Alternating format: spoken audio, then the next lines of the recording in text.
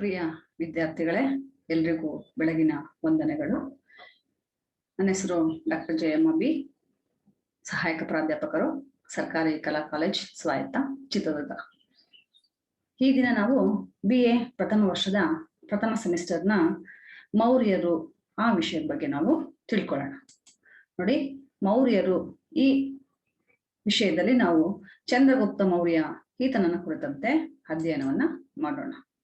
ಕಲಿಕಾ ಉದ್ದೇಶಗಳು. ವಿದ್ಯಾರ್ಥಿ ಮಿತ್ರರೇ, ಚಂದ್ರಗುಪ್ತ ಮೌರ್ಯ ಸಾಮ್ರಾಜ್ಯವನ್ನ ಯಾವ ರೀತಿಯಾಗಿ ಸ್ಥಾಪನೆ ಮಾಡಿದ ಅನ್ನೋದ್ರ ಬಗ್ಗೆ ನಾವು ತಿಳ್ಕೊಳ್ಳೋಣ. ಅದೇ ರೀತಿಯಾಗಿ ಈತನ ಸಾಧನೆಗಳು. ಈತ ಸಾಮ್ರಾಜ್ಯವನ್ನ ಸ್ಥಾಪನೆ ಮಾಡಿಬಿಟ್ಟು ಹಲವಾರು ರಾಜರುಗಳ ಮೇಲೆ ಆಕ್ರಮಣಗಳನ್ನು ಮಾಡಿಬಿಟ್ಟು ಸಾಮ್ರಾಜ್ಯವನ್ನ ವಿಸ್ತರಣೆ ಮಾಡ್ತಾನೆ. ಆ ಸಾಮ್ರಾಜ್ಯ ವಿಸ್ತರಣೆ ಬಗ್ಗೆ ಕೂಡ ನಾವು ತಿಳ್ಕೊಳ್ಳೋಣ. ನೋಡಿ, ಚಂದ್ರಗುಪ್ತನ ಸೈನಿಕ ಸಾಧನೆಗಳು. ಇದರಲ್ಲಿ ನಾವು ವಾಯುವ್ಯ ಭಾರತದ ಆಕ್ರಮಣವನ್ನ ಮೊದಲ ಬಾರಿಗೆ ತಿಳ್ಕೊಳ್ಳೋಣ. ಚಂದ್ರಗುಪ್ತ ಮೌರ್ಯ ಅಧಿಕಾರಕ್ಕೆ ಬಂದಂತಹ ಸಂದರ್ಭದಲ್ಲಿ ವಾಯುವ್ಯ ಭಾರತದಲ್ಲಿ ಗ್ರೀಕ್ ಅಧಿಕಾರಿಗಳು ಸಾಮ್ರಾಜ್ಯವನ್ನ ನೋಡ್ಕೊಳ್ತಾ ಇದ್ರು. ಇಂತಹ ವಾಯುವ್ಯ ಭಾರತದಲ್ಲಿದ್ದಂತಹ ಗ್ರೀಕ್ ಅಧಿಕಾರಿಗಳನ್ನ ಸೋಲಿಸ್ಬಿಡ್ತಾನೆ. ಸೋಲ್ಸೋದಷ್ಟೇ ಅಲ್ಲ, ಅವರುಗಳನ್ನ ಅಲ್ಲಿಂದ ಓಡಿಸೋದ್ರ ಮೂಲಕ ವಾಯುವ್ಯ ಭಾರತವನ್ನ ತನ್ನ ಸಾಮ್ರಾಜ್ಯದ ನಿಯಂತ್ರಣದಲ್ಲಿ ಆತ ತೆಗೆದುಕೊಳ್ತಾನೆ. ನೆಕ್ಸ್ಟ್ ನಾವು ನೋಡೋದಾದ್ರೆ ಮಗಧದ ಮೇಲೆ ಆಕ್ರಮಣ. ನಮ್ಗೆ ಕಾರವೇಲನ ಹಾತಿಗುಂಪಾ ಶಾಸನ ಉಲ್ಲೇಖಿಸುತ್ತೆ. ಚಂದ್ರಗುಪ್ತ ಮೌರ್ಯ ಮಗಧದ ಧನನಂದನನ್ನ ಸೋಲಿಸಿದ್ದು ಅಷ್ಟೇ ಅಲ್ಲ, ಪಂಜಾಬ್ನಿಂದ ಹಿಡಿದುಬಿಟ್ಟು ಕಳಿಂಗ ಹಾಗೂ ದಕ್ಷಿಣದ ಮೈಸೂರಿನವರೆಗೂ ಸಹ ವಿಶಾಲವಾದ ಭೂಭಾಗದ ಅಧಿಪತಿ ಆಗಿದ್ದ ಅಂತ ನಾವು ನೋಡ್ತೀವಿ. ಹಾಗಾಗಿ ಈತ ಮಗಧವನ್ನ ಸಂಪೂರ್ಣವಾಗಿ ತನ್ನ ನಿಯಂತ್ರಣಕ್ಕೆ ತೆಗೆದುಕೊಂಡಿದ್ದ ಅನ್ನುವಂತಹ ವಿಷಯ ಇದರಿಂದ ಸ್ಪಷ್ಟವಾಗುತ್ತೆ. ವಿದ್ಯಾರ್ಥಿಗಳೇ, ನಾವು ನೆಕ್ಸ್ಟ್ ನೋಡೋದಾದ್ರೆ ಸೆಲ್ಯೂಕಸ್ ನೊಡನೆ ಯುದ್ಧ. ಚಂದ್ರಗುಪ್ತ ಮೌರ್ಯ ಏನ್ ಮಾಡ್ತಾನೆ ಅಂತ ಹೇಳಿದ್ರೆ, ಇಲ್ಲಿ ಅಲೆಕ್ಸಾಂಡರ್ ಗೆದ್ದಂತಹ ಪ್ರದೇಶಗಳನ್ನ ಆತನ ಉತ್ತರಾಧಿಕಾರಿಯಾಗಿದ್ದಂತಹ ಸೆಲ್ಯೂಕಸ್ ನೋಡ್ತಾ ಇರ್ತಾನೆ.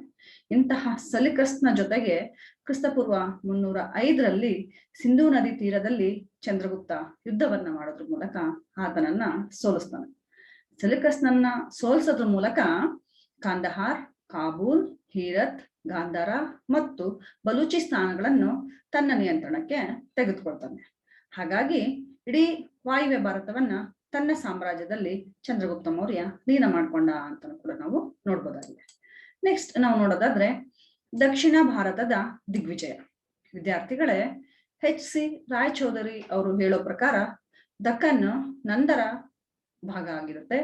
ಅಂತಹ ನಂದರನ್ನ ಚಂದ್ರಗುಪ್ತ ಮೌರ್ಯ ನಿರ್ಮೂಲನೆ ಮಾಡ್ಬಿಟ್ಟು ಮಗಧ ಸಾಮ್ರಾಜ್ಯವನ್ನ ವಶಪಡಿಸ್ಕೊಂಡಂತಹ ಸಂದರ್ಭದಲ್ಲಿ ದಕ್ಕನ್ ಸಹ ಈ ಮೌರ್ಯರ ನಿಯಂತ್ರಣಕ್ಕೆ ಬಂದಿತು ಅಂತ ನಾವು ಗುರುತಿಸಬಹುದಾಗಿದೆ.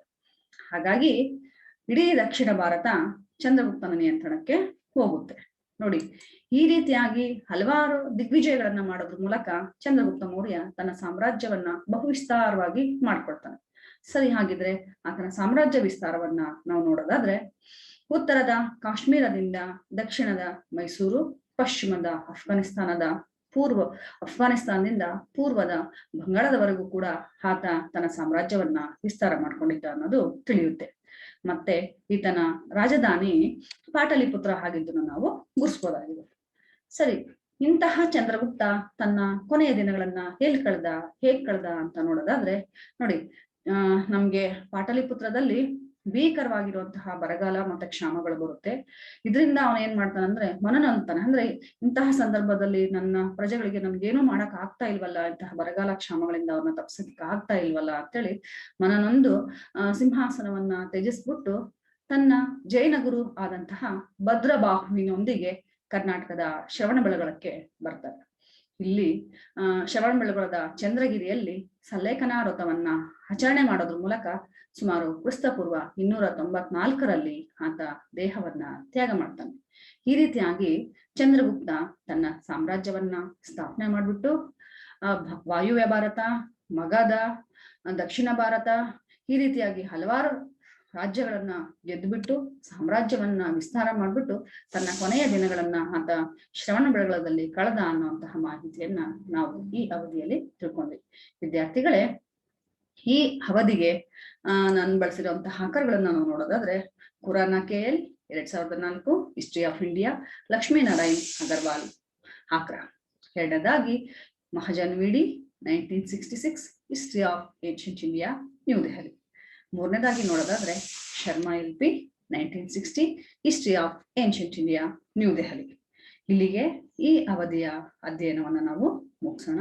ಮುಂದಿನ ಅವಧಿಯಲ್ಲಿ ನಾವು ಮತ್ತೊಂದು ವಿಷಯದೊಂದಿಗೆ ಭೇಟಿಯಾಗೋಣ.